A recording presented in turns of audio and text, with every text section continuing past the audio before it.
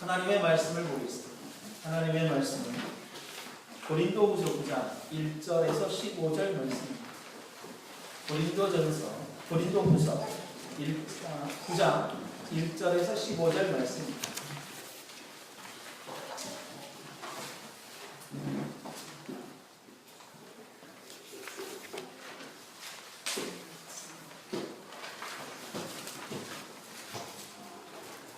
제가 봉독해 드리겠습니다. 성도를 섬기는 일에 대하여는 내가 너희에게 쓸 필요가 없나니 이는 내가 너희의 원함을 알고 내가 너희를 위하여 마게도냐인들에게 아가야에게서는 1년 전부터 준비하였다는 것을 자랑하는데 과연 너희의 열심이 더 많은 사람들을 분발하게 하였느니라. 그런데 이 형제들을 보내는 것은 이 일에 너희를 위한 우리의 자랑이 헛되지 않고 내가 말한 것 같이 준비하게 하려 함이라. 혹 마게도냐인들이 나와 함께 가서 너희가 준비하지 아니한 것을 보면 너희는 고사하고 우리가 이 믿었던 것에 부끄러움을 당할까 두려워하노라. 그러므로 내가 이 형제들로 먼저 너희에게 가서 너희가 전에 약속한 연보를 미리 준비하게 하도록 권면하는 것이 필요한 줄 생각하였노니 이렇게 준비하여야 참 연보답고 억지가 아니니라. 이것이 곧 적게 심은 자는 적게 거두고 많이 심는 자는 많이 거둔다 하는 말이 있구나. 각각 그 마음에 정한 대로 할 것이고 인색함으로나 억지로 하지 말지니 하나님은 즐겨내는 자를 사랑하시느니 하나님이 능히 모든 은혜를 너희에게 넘치게 하시나니 이는 너희로 모든 일에 항상 모든 것이 넉넉하여 모든 착한 일을 넘치게 하게 하려 하시니라. 기록된 바 그가 흩어 가난한 자들에게 주었으니 그의 의의가 영원토록 있느니라 함과 같으니라. 심는 자에게 씨와 먹을 양식을 주시는 이가 너희 심는 것을 주사 풍성하게 하시고 너희 의의 열매를 더하게 하시니 너희가 모든 일에 넉넉하여 너그럽게 용모를 하면 그들이 우리로 말미암아 하나님께 감사하게 하는 것이다. 이 봉사의 직무가 성도들의 부족한 것을 보충할 뿐 아니라 사람들이 하나님께 드리는 많은 감사로 말미암아 넘쳤느니라. 이 직무로 증거를 삼아 너희가 그리스도의 복음을 진실히 믿고 복종하는 것과 그들과 모든 사람을 섬기는 너희의 후한 연보로 말미암아 하나님께 영광을 돌리고 또 그들이 너희를 위하여 간구하며 하나님이 너희에게 주신 지극한 은혜로 말미암아 너희를 사모하느니라. 말할 수 없는 그의 은사로 말미암아 하나님께 감사하노라. 아멘. 헌상의 양과 관리라는 이 제목을 가지고 하나님의 말씀을 함께 나누도록 하겠습니다. 헌금은 물질입니다. 그러나 절대로 행위를 관리하면 안 됩니다. 그래서 물질을 다루는 일에 있어서 사견이 좌우되는 일이 없어야 하며 또한 우리 교회 재정이 적어서 관리하는 일에 있어서 그리 큰 비중을 차지하지는 않지만 재정이 커지면 커질수록 관리하는 일이 굉장히 중요하게 될 것입니다. 헌상은 하나님의 것으로 드리는 것이기 때문에 관리하는 일에 있어서도 하나님의 것을 관리한다라는 명제하에 관리가 되어져야 합니다. 그러므로 헌금을 하는 성도들이 거룩한 하나님의 자녀라는 사실을 분명하게 인식할 때에 비로소 헌금에 대한 소중한 마음이 생기고 그 마음으로 헌금을 관리할 수 있게 되어진다라는 것입니다. 성도들은 실제 하루 종일 떼약볕에서 일을 해서 얻은 것에서 하나님의 것, 하나님이 주셨다라는 것을 헌금하는 것이며 발품을 팔고 자기 자신의 자존심을 죽이고 힘겹게 일해서 얻은 것을 하나님께서 주시지 아니하면 이것만으로도 얻을 수 없다라는 심정으로 하나님께 헌금을 하는 것이기 때문에 헌금을 맡은 자들에게는 분명하게 이러한 인식이 자리하고 있어야 하나님의 것으로 분명하게 관리할 수 있겠다라는 것입니다. 헌상을 제대로 관리하지 못하여서 발생하는 수많은 문제들이 한국교회에 엄청난 문제로 발생하게 되어졌을 때에 이 헌금을 관리하는 일에 있어서 더 철저하고 명확해야 하는 것은 분명할 것 같습니다. 헌금을 관리하는 일에 있어서 참으로 또 중요한 영역을 차지하는 부분은 헌금을 사용하는 부분입니다. 헌금을 사용하는 부분은 주의 나라를 세워가고 넓혀가는 교회 건설을 위해 분명하게 사용되어져야 합니다. 이 땅에 하나님의 나라, 즉 하나님의 통치가 온전히 이루어지는 나라를 건설하고 경영해가고 그의 나라를 강건하게 해가는 일에 있어서 절대적으로 필요하고 또 그 역할을 하는 것은 하나님의 말씀입니다. 하나님의 말씀의 권위가 분명하게 세워질 때에 하나님의 나라는 세워갑니다. 그 말씀대로 삶을 살아가는 피조 세계를 만들어 가시려는 것이 하나님의 계획, 하나님의 나라를 이 땅에서 이루시려는 하나님의 나라입니다. 그런데 이러한 계획하에 이 땅에 세우신 교회가 그 역할을 하게 되었습니다. 하나님께서 이 땅에 하나님의 말씀의 지배를 받는, 하나님의 말씀의 지배를 받는 하나님의 나라를 세우려는 키워드는 교회입니다. 교회가 그 역할을 충실하게 감당할 때 하나님의 나라는 이 땅에서 세워져 가고 병행해 가고 강건해집니다. 그 교회가 무엇을 가지고 하나님의 나라를 세워갈 거냐? 그것은 말씀입니다. 어떤 사회의 봉사활동을 한다든지 많은 구제를 한다든지 사회사업을 많이 함으로써 하나님의 나라를 경영해 간다라고 생각하는 것은 허사는 오산입니다. 하나님의 말씀이 세상의 곳곳에 전파되어지고 그 말씀에 응답하는 일이 곧 하나님의 통치입니다. 그 말씀을 맡은 자들이 교회 안에 있습니다. 그리고 그 말씀을 들고 오직 곳곳 그리고 세상 곳곳으로 나아가는 일들을 하게 되어집니다. 이거는 신약에서뿐만 아니라 구약에서도 역시 성전을 맡은 자, 하나님의 임재 아래에 성전을 맡은 자들에게 다른 땅의 기업을 주지 아니하고 오직 그 말씀을 맡도록 하는 기업을 주신 것과 똑같습니다. 그러할 때에 이 헌금의 사용은 그들을 위하여 사용되어지도록 하게 하셨다는 겁니다.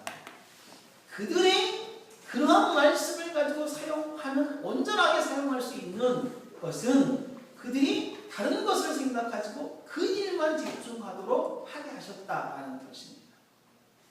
그러므로 하나님의 말씀이 흔들림 없이, 과감 없이, 사견 없이 올바로 전해지기 위해서는 하나님의 말씀을 맡은 자들이 하나님의 말씀만을 제대로 맡아서 제대로 선포하는 일이 중요하겠다라고 생각이 들어지는 것입니다. 한 주간 곰곰이 생각해 보았습니다. 말씀을 맡은 목회자들이, 선교사들이 어떻게 타락할 수 있을까? 왜 타락의 길로 가게 되어질까? 참 많은 고민들을 하게 되어졌습니다. 고민한 것의 답이, 제 스스로의 답이 뭐였냐면, 말씀을 맡은 자들이 말씀을 맡지 않는 자들의 삶의 방식과 문화들을 이렇게 누린다기보다는 나도 그래야 되지 않을까라는 거예요. 그러니까 나도 차가 있어야 되고, 나도 집이 있어야 되고, 나도 어느 정도의 먹고 사는 일에 대한 부분들을 좀 생각할 때에 목회자나 선교사들이 타락을 하는 어떤 시작점이 아닐까라고 생각해 보았습니다.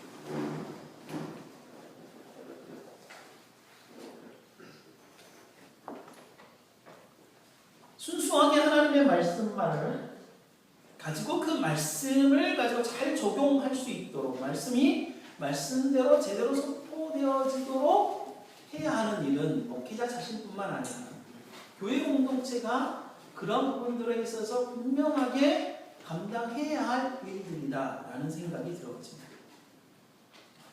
두 번째는 이 헌금의 사용은 교회를 세워가고 하나님의 나라를 경영하기 위해 사용되어지는 일을 통하여서 하나님의 나라를 건설해가는 일을 하게 합니다.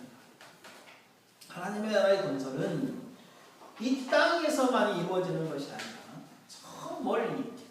정말 하나님의 말씀이 선포되어지지 않냐고 하나님의 나라가 세워지지 않는 그곳으로 가야 하는 것입니다.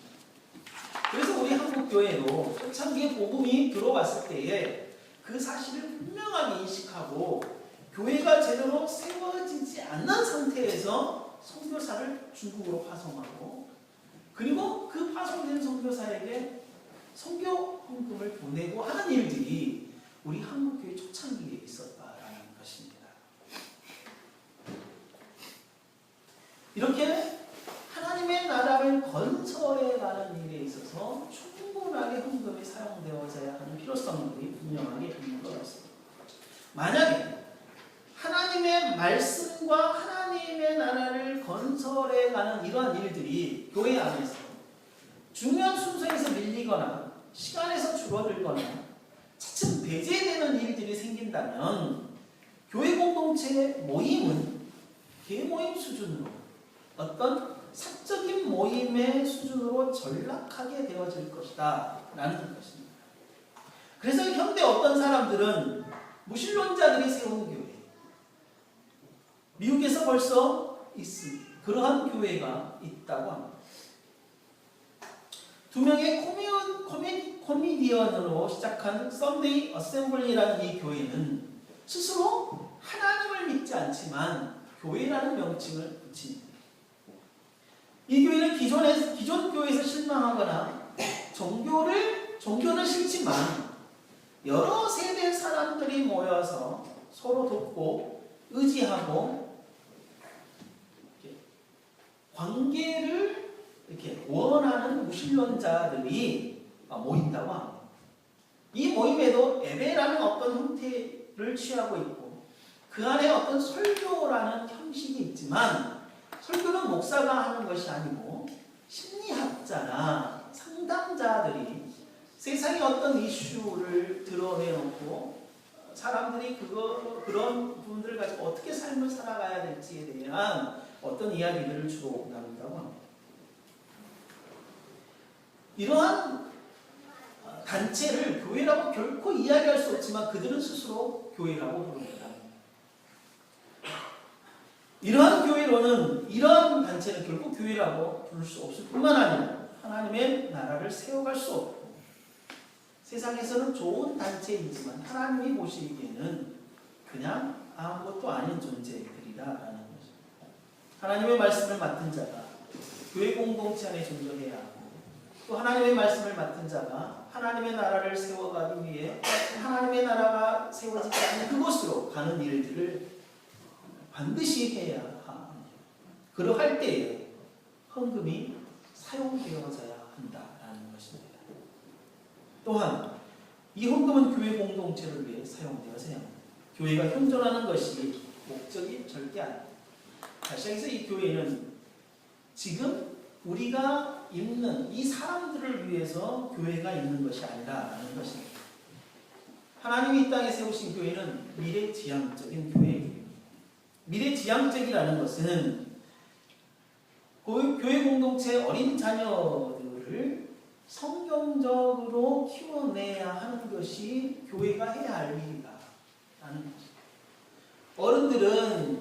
어른들의 수준에서 하나님의 말씀으로 부단하게 살아가려고 하고 하나님의 나라를 이루어가려는 부단한 노력을 해야 하지만 그 노력의 일환이 우리의 다음 세대를 키워내야 하는 중요한 역할의 관점에서 그러한 노력들을 해야 되지 그러한 거 없이 그냥 우리의 공동체가 그렇게 깊은 교제를 하고 하나님의 말씀으로 신앙에 성숙해져 가는 어떤 모임으로 멈춰버린다면 이 교회는 지금 우리들의 시대에만 제대로 되어질 것이다 라는 것입니다. 그래서 청년부가 중요합니다. 더 중요한 것은 중고등부입니다. 더 중요한 것은 유아 세대입니다. 우리들은 해야 합니다. 그리고 앞으로 교회가 구체적으로 그러한 부분들을 취하고 나아가야 할 필요성이 있습니다. 그리고 그러한 일들을 위해서 교회 재정이 비중 있게 사용되어져야 할 것입니다. 헌금이 이렇게 사용될 수 있도록 은사를 받은 집사들이 교회 안에 세워졌습니다. 또 세우도록 성경은 이야기를 하고 있습니다. 맡은 자들이, 그러한 헌금을 맡은 자들이 자신의 것이냐 생색을 내거나 교만하지 않도록 해야 하는 것은 분명할 뿐만 아니라 이렇게 다양한 측면에서 사용되어야 할 항목들이 정해지고 지금 필요할 항목과 장기적으로 필요한 항목들을 선정해야 할 뿐만 아니라 집행을 위해 비율과 한도라는 두 측면을 정해서 부족해서 배제되거나 많아서 너무 넘쳐버리지 않도록 해야 할 것이다 라는 것입니다. 헌금의 관리와 사용에 대한 일은 하반기 때 집사와 장로라는 주제를 가지고 나눌 때 좀 더 구체적으로 우리가 이런 문제를 다루면 좋겠다라는 생각들이 들어집니다. 헌금의 관리와 사용에 대한 부분들은 참으로 중요한 문제입니다. 나는 하나님의 뜻과 의미에 따라서 드렸다라는 측면으로만 끝나서는 절대 안 됩니다. 그것이 하나님이 원하시는 목적대로 사용되어지고 관리되어지고 사용되어지는 일에 있어서 마지막까지 잘 이루어져야 하는 것이 아주 중요한 문제라는 것입니다.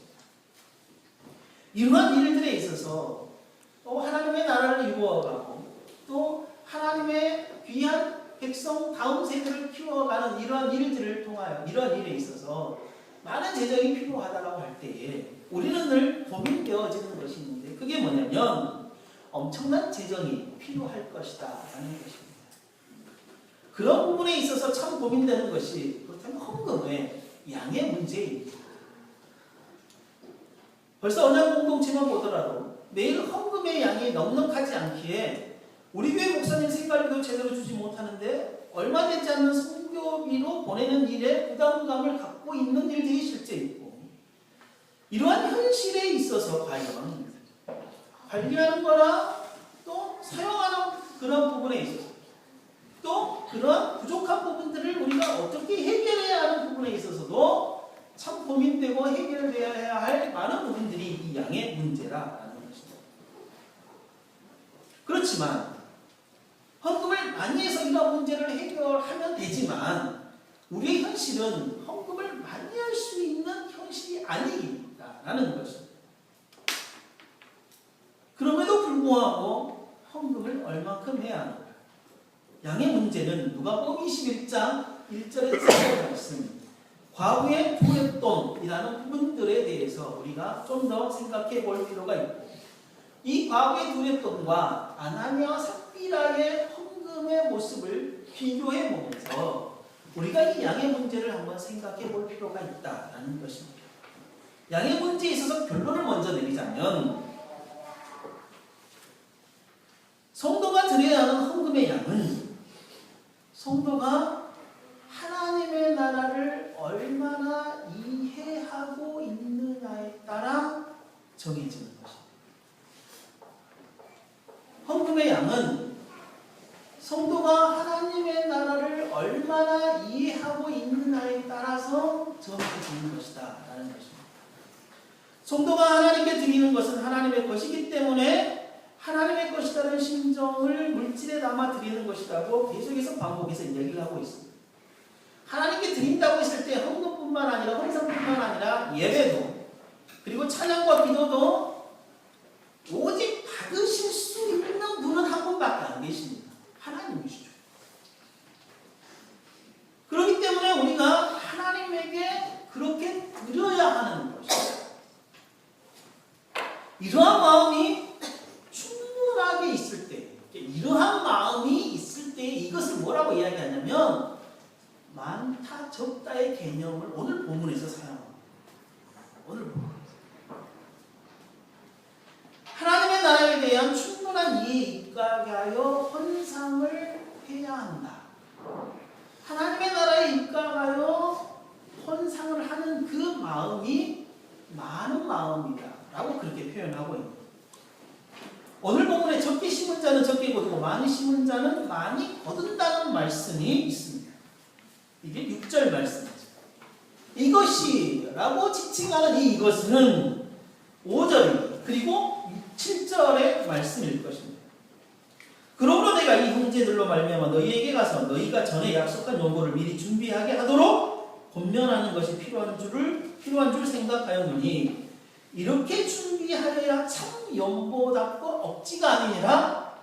이것이 곧 적게 심는 자는 적게 거두고 많이 심는 자는 많이 거둔다는 말이로다. 여기에는 우리가 물질적인 개념의 많다 적다의 개념이 아니라는 거예요.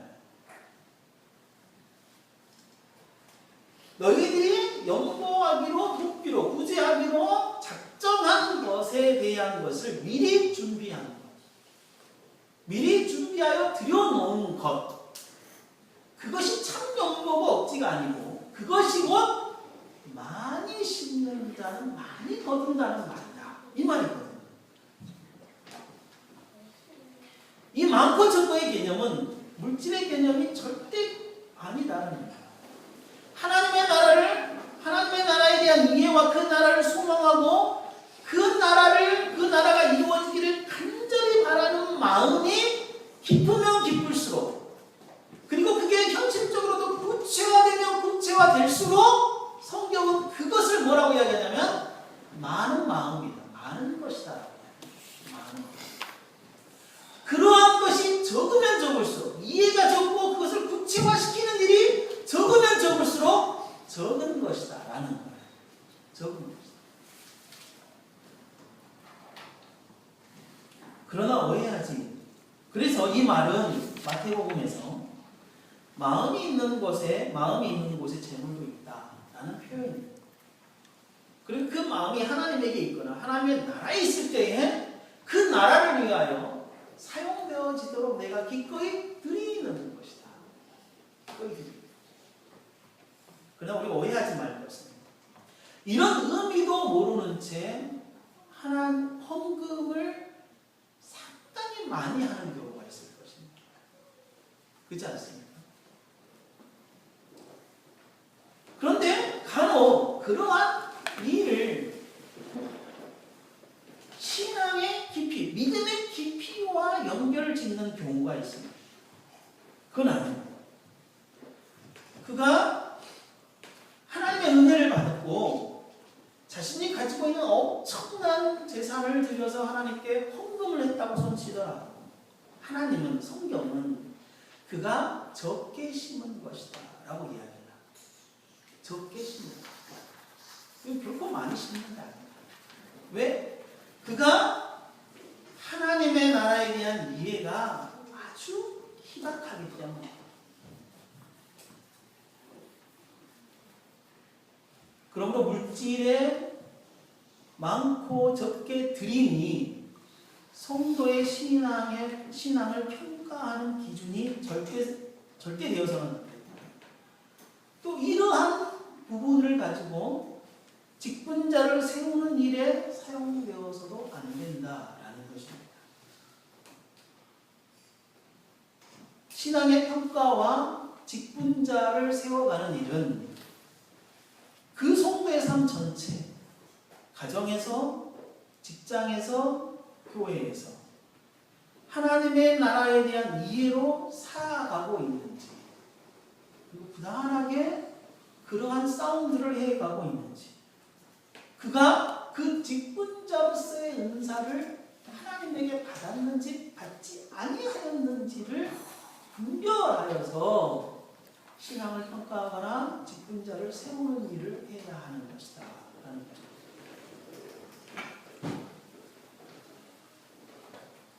과부의 두레돈과 아나니의 삽비라의 헌금을 비교해보면 이게 좀 더 명확하게 들어갑니다. 예수님께서는 과부의 두레돈에 대하여 가장 많이 넣었다라고 이야기를 합니다. 아나니아와 삽비는 자기 소유를 팔아서 일부를 떼어놓고 드렸지만 이 두 사람은 잘못된 헌금을 드린 것이다 라고 이야기를 하고 있는 것이다. 이 두 경우는 하나님의 나라에 대한 충분한 이해가 있었을 것 같지만 과부는 그 마음이 드리는 모든 과정까지 진실했고 아나니아와 삽비라는 진실하지 않았음을 보여주는 것입니다. 아나니아가 비록 얼마를 숨겼지만 과부보다는 몇천 배 더 많이 했습니다. 과부가 드린 이 두렉돈은 현대의 돈으로 따지면 200원 정도 되었습니다. 그럼에도 불구하고 예수님은 이 과부의 돈이 가장 많이 넣었다라고 이야기합니다. 왜냐하면 그녀가 생활비 전부를 넣었기 때문이다. 그 이면에 무엇을 볼 수 있냐면 예수님께서 그 과부에게 볼 수 있었던 것은 하나님의 나라에 대한 이해와 그 나라를 위하여 자신의 생활비까지라도 헌신하고자 하는 마음이 있었고 그 마음을 충분히 드리고자 하는 마음으로 드렸다라는 예수 그리스도의 평가가 있었던 것입니다. 양의 문제는 그렇습니다. 하나님의 나라에 대한 이해, 교회에 대한 이해, 그리고 우리를 교회로 부르시고 구원으로 부르시는 그 말씀에 대한 이해와 내가 그 이해를 가지고 충분하게 살아가는 일에 있어서 깊이가 있으면 있을수록 그 헌금의 양이 많아진다. 그 헌금의 양이 많아진다는 것은 많이 심는다라는 표현의 의미다라는 것입니다. 그것이 물질적인 양의 많고 적음이 아니라는 것을 과거의 두렉돈과 아나니아와 삽비라에 대한 이야기로 충분하게 설명을 해드렸습니다. 그렇다면 횟수의 문제가 이제 우리가 점검해 보아야 합니다. 헌금을 얼마나 자주 해야 하느냐라는 부분입니다. 고린도전서 16장 2절을 보면 바울이 고린도 교회에게 무엇을 요구하고 있냐면 매 주일에 수입에 따라서 연보를 떼어놓을 것을 이야기합니다. 구약시대는 어떻게 했냐면요. 구약시대에는 11조, 이게 매년 2년마다 10의 1조, 10의 2조를 떼어놓고 그리고 매년 3년에 10의 3조를 떼어놨는데 1년에 이게 그 순간순간 매번 모아놓고 1년에 3차례 절기에 따라서 예루살렘을 가서 절기를 지킬 때 그때 그 모아두었던 것을 가지고 미리 떼어놓은 거죠. 구약은 좀 명시적으로 이렇게 딱 떼어놓은 것에 대한 그 규정이 있어요. 그 양에 대한 규정 그리고 시기에 대한 규정이 있어요. 그런데 신약에 넘어오면 그게 희미해지기보다는 이게 의미적으로 좀 훨씬 자율성이 좀 부여되어집니다. 훨씬 자율성이 부여되어집니다. 그 자율성이 부여되어진다는 것은 뭐냐면 이스라엘 백성들이 정해놓은 이 규율에 너무 형식화되어지는 모습들이 강해져 버렸기 때문에 그래서 신약을 넘어오면서 그 규정에 대한 부분들보다는 그 정신과 마음에 대한 강조점이 상당하게 부여되어져요. 그래서 오늘 본문에 뭐라고 이야기하냐면 즐겨내는 자라는 표현이 되어있어요. 즐겨내는 자.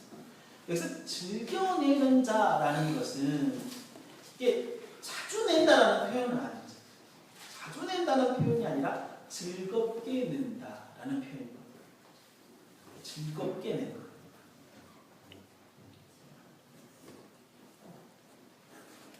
오늘 본문에 나오는 즐겨내는다는 표현을 가지고 횟수를 이야기할 수는 없고요.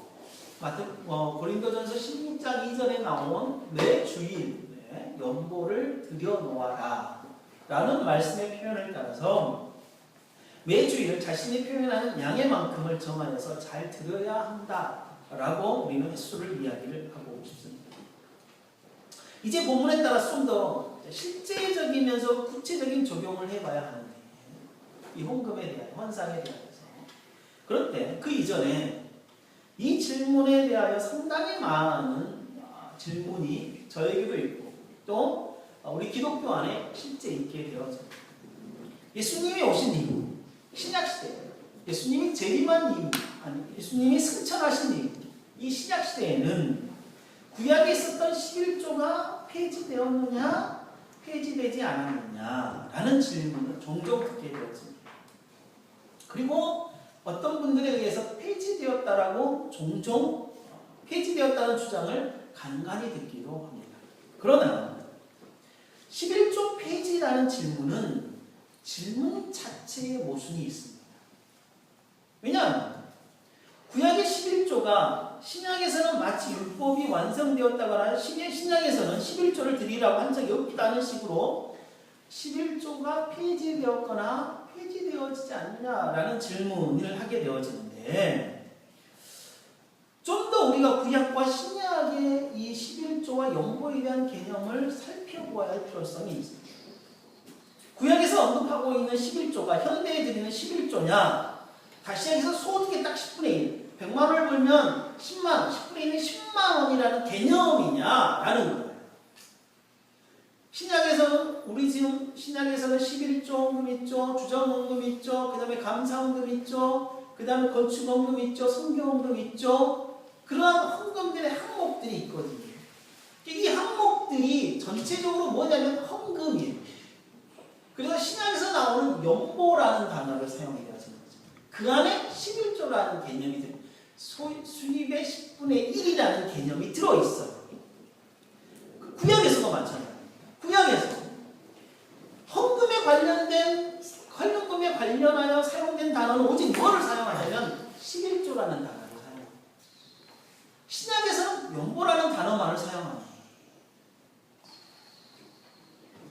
예수 그리스도가 승천하신 이후에는 구약에서 사용하는 11조가 소득의 10분의 1만을 딱 이야기하냐? 그렇지 않아요. 구약의 11조라는 단어는 헌금이라는 단어로 그냥 이해해야 돼요. 그 헌금 안에는 소득의 10분의 1이라는 개념이 들어있고, 그 다음에 이웃을 구제하는 구제헌금이 들어있고, 그리고 하나님의 말씀을 맡은 자를 위하여 드리는 11조가 헌금이 들어있습니다. 그것을 토탈 묶어서 구약에서 11조라는 단어를 사용한다는 거죠. 신약도 마찬가지.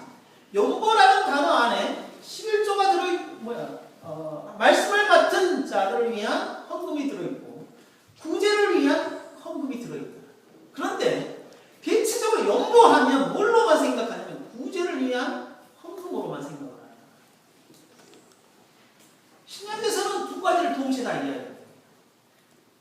빌립보 교회가 바울에게 칭찬을 받는 이유가 뭐였냐면, 바울이 선교를 떠났을 때 그 선교비를 빌립보 교회가 감당해줬다는 거예요. 이 말은 빌립보 교회가 뭐였다는 거예요? 하나님의 말씀을 맡은 자들을 위한 헌금을 했다는 거지, 구제를 위한 연보, 구제를 위한 헌금을 가지고 도왔다, 이런 표현이 절대 안 돼요. 또 다른 부분에 성경은 뭐가 나오냐면, 너희들이 구제를 위하여 연보를 계획했다면, 이렇게 표현되어 있어요. 그러니까 그 연보 안에는 구제가 들어있다. 근데 이 신약에 있는 연보라는 단어 자체를 다 구제라는 것으로 다 취급해버리는 문제가 발생합니다. 그러니까 뭐냐면 신약에 11조가 없다. 신약에 11조가 없다라는 거예요.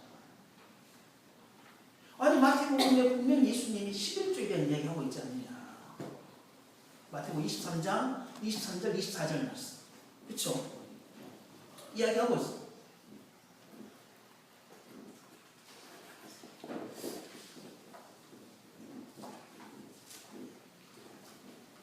화이스를 진저 외식하는 서기관들과 바리새인들이여, 너희가 박하와 회향과 근처의 11조를 드리되 율법에 더 중한 바 의와 인과하시는 걸로다.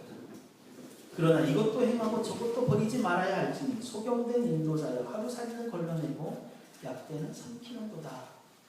예수님께서 그렇게 이야기하고, 사복음서에 11조가 나와요. 11조의 폐지론자들은 뭘 이야기하고 있냐면, 예수님이 율법을 다 아직 완성하지 않았기 때문에 11조를 드리는 것을 인정하고 있는 거다. 그러나 봐라, 예수님이 승천하신 이후에는 11조라는 단어 자체가 사용되지 않았다. 그러니까 11조는 폐지되었거나 완전하게 완성되어진 것이다. 그래서 소득의 10분의 1을 딱 떼어서 드리는 11조는 없는 거다. 그렇게 하는 거예요. 그래서 오직 뭐만 있냐? 구제를 위한 연고만 있을 뿐이다 라고 이야기합니다. 그럼에도 불구하고 나는 10의 1조 이상을 한다. 소득의 10분의 1 이상을 한다. 그걸 가장 작게 이렇게 이제 표현하거든요. 그러나 제가 이해한 바로는 성경에서 이야기하는 이 헌금은 구약이든 신약이든 그리고 예수 그리스도가 승천하시기 전이든 승천하신 후든 전부 다 소득의 10분의 1이라는 개념이 들어있을 뿐만 아니라 하나님의 나라를 위하여 교회 공동체가 사용되어지기 위해 필요한 재정이 그 안에 들어있을 뿐만 아니라 구제를 위한 헌금이 들어있다라는 거예요. 하나님의 말씀이 충분히 그렇게 이해되어지는 것입니다. 약간의 차이가 있는 것은 뭐냐면 구약시대에는 시기와 기한이 좀 정해져 있습니다. 그리고 어느 일정 정도의 분량이 정해져 있지만 다시 이야기해서 거둬들인 첫 단 그리고 출산한 동물의 10번째 것 이러한 어떤 개념이 구약에는 들어있지만 신약에 넘어오면서 고린도서 16장에는 뭐냐면 수입에 따라서 연보를 하도록 하라 라고 그렇게 표현되어 있을 뿐입니다. 신약의 연보는 구약의 11조와 단어만 다르지 그 내용은 똑같다라는 것입니다. 그리고 구약의 11조보다 훨씬 확장된 개념 그리고 완성되어진 개념으로 우리는 봐야 됩니다. 그게 오늘 본문 읽은 부분에서 한 4가지 정도만 이렇게 이야기를 하면서 구체적으로 점검을 해볼게요. 그건 뭐냐면 마음입니다. 구약에서도 역시 자원하는 마음으로 헌금을 할 때 자원하는 마음을 굉장히 강조했어요. 구약에서. 신약에서도 뭐냐면 오늘 본문에서 보면 인색하지 않고 억지로 하지 말라 라는 표현이 나와 있어요. 그리고 즐겁게 내라 그렇게 되어지고 마음의 상태를 상당히 많이 강조하고 있는데 여기서 인색하지 할 때 인색이라는 거는 아까워서 내지 못하는 거예요. 이게 아까워 내는 것 자체가 좀 아깝다라고 생각이 드는 거예요. 억지라는 표현은 뭐냐면 헌금 내기를 아까워하는 심적인 상태로서 자기 자신이 더 갖고 싶다라는 어떤 표현적인 문제.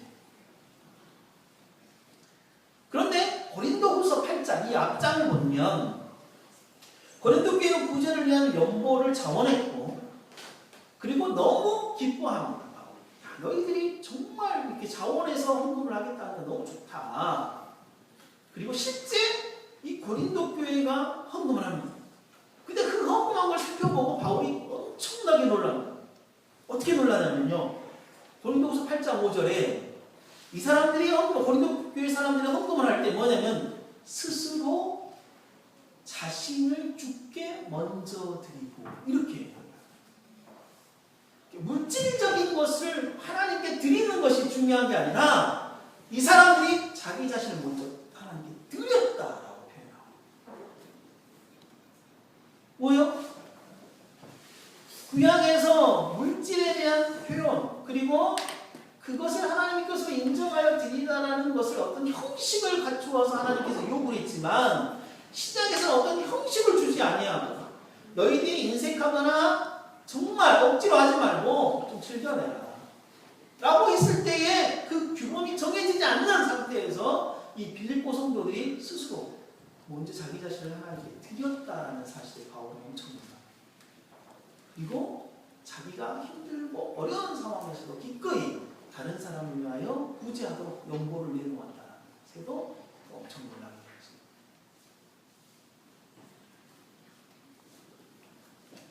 연보를 하려는 성도가 하나님에 대해, 하나님의 사랑에 대해, 하나님의 나라에 대해 헌금을 요구하시는 하나님의 뜻에 대해 분명히 이해가 있을 때에 억지적이지 않고 그 다음에 인색하지 않고 즐겨낼 수가 있게 되어진 것입니다.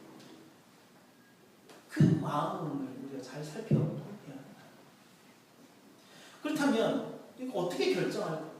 그런 마음을 가지고 이제 어떻게 결정할 것이냐라고 했을 때에 뭐라고 이야기를 하냐면 7절에 9장 7절에 각각 그 마음이 정한 대로라고 이야기를 합니다. 각각 그 마음이 정한 대로. 각각 그 마음이 정한 대로라고 했을 때에 각각 그 마음이 정한 대로라고 했을 때에 우리가 생각해야 할 것이 있습니다.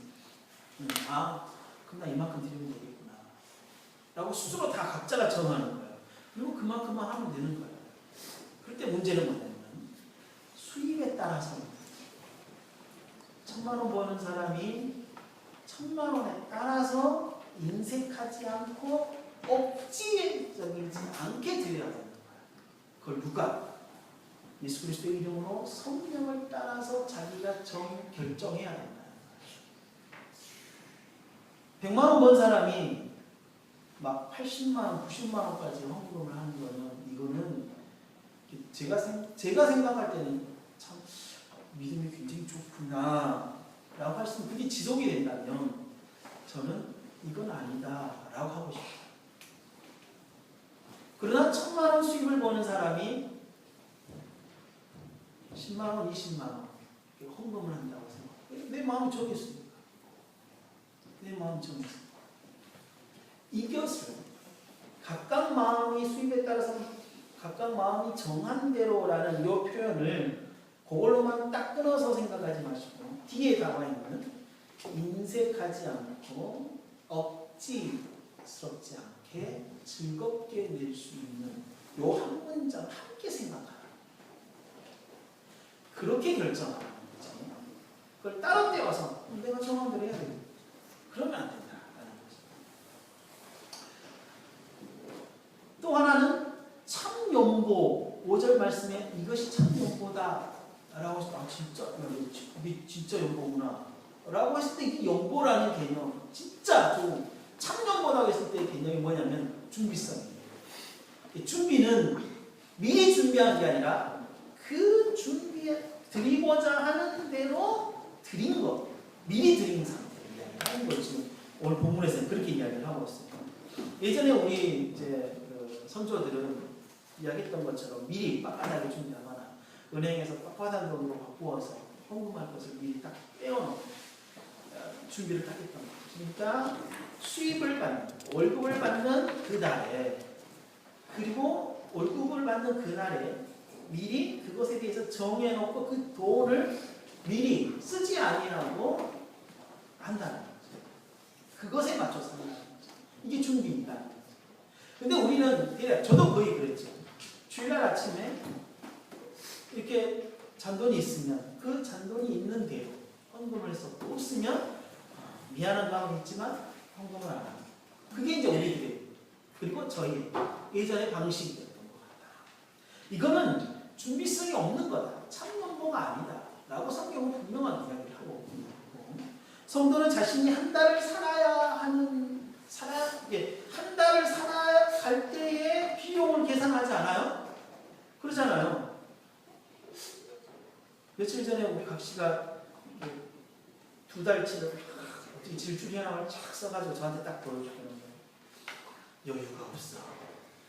그렇게 이야기합니다. 그게 진짜 어쩌라고. 이제 어떻게 살아. 그러게요. 맞아요. 이게 자신이 한 달 동안 살아야 될 것에 대한 것을 쭉 생각을 하는 거죠. 계획성 있게 그걸 써야 되고 또 준비해야 되는 거잖아요. 우리가 막 사업하는 사람처럼 어떨 때는 많이 보고 적게 보고 그 정도가 아니에요. 또 우리가 막 이렇게 뇌물을 발해서 많이 지출할 걸 세워놓고 뇌물을 막 받아가지고 많이 하는 사람이 있고 딱 고정된 비용이 있다면 우리가 한 달의 규모 있는 어떤 삶들을 잘 정할 거라는 거죠. 마찬가지입니다. 하나님께서 우리를 구원으로 부르시고 하나님의 나라를 세워가기 위하여 교회 공동체로 우리들을 불러 모으셨을 때에 이 귀한 교회 공동체를 통하여 하나님의 나라를 이루어가시는 원대한 계획함이 속에는 이 하나님의 나라를 이루어가기 위해 필요한 재정들을 하나님께서 분명하게 요구하셨다. 누구의? 성도. 그렇다면 성도는 두 가지를 동시에 생각해요. 한 달 동안 살아가야 하는 자신의 어떤 삶에 있어서의 재정의 운영입니다. 교회 공동체로서 이 교회 공동체가 하나님의 나라를 이루어가는 일에 있어서 필요한 재정에 대한 부분들 두개 동시에 같이 생각해야 됩니다. 성도는. 이게 생각이 안 되면 아직 믿음의 신앙의 여인이 적구나 라고 이제 우리는 판단하는 거죠. 그러나 이게 두 개 동시에 같이 생각이 되어질 때 비로소 뭐냐면 신앙의 여인이 같이 갈 수 있는 거예요. 삶과 하나님의 신앙, 하나님을 위한 신앙, 하나님의 나라를 위한 신앙이 동시에 같이 갈 수 있는 거예요. 이게 따로따로가 아닌 거예요. 그러할 때에 뭐냐? 즐겨낼 수 있는 것, 기쁘게, 기꺼이, 인색하지 않고 억지로 않고 하나님의 나라를 위하여 내가 기꺼이 하나님의 것을 드리겠다라는 마음을 들 수 있게 됩니다. 즐겨낸다라는 말은 성경 원문에서 그거예요.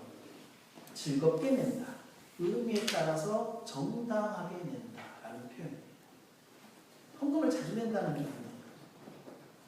하나님의 일에 그래서 이렇게 낸 헌금을 통하여 그 다음 구절은 뭘 이야기하고 있냐면 이렇게 각각 자기의 마음대로 인색하지 않고 억지로 내지 않고 즐겁게 내는 이 헌금을 통하여서 하나님은 어떻게 하시냐면 하나님의 일에 넉넉하게 하나님의 일을 넉넉하게 그리고 넉넉함으로 많은 착한 일을 이 세상을 통하여 살 수 있대요. 그리고 그 안에는 감사가 넘칠 뿐만 하나님을 향한 감사가 넘칠 뿐만 아니라 복음을 전파하는 일로 성도들이 하나님을 복종하게 하고 모든 성도를 섬기게 하고 성도의 부족한 것을 채울 뿐만 아니라 하나님께 영광을 돌리게 되고 성도들 사이에서 서로 사모함이 생기고 하나님께 감사하게 된다라고 8절부터 12절까지 이야기하고 있어요.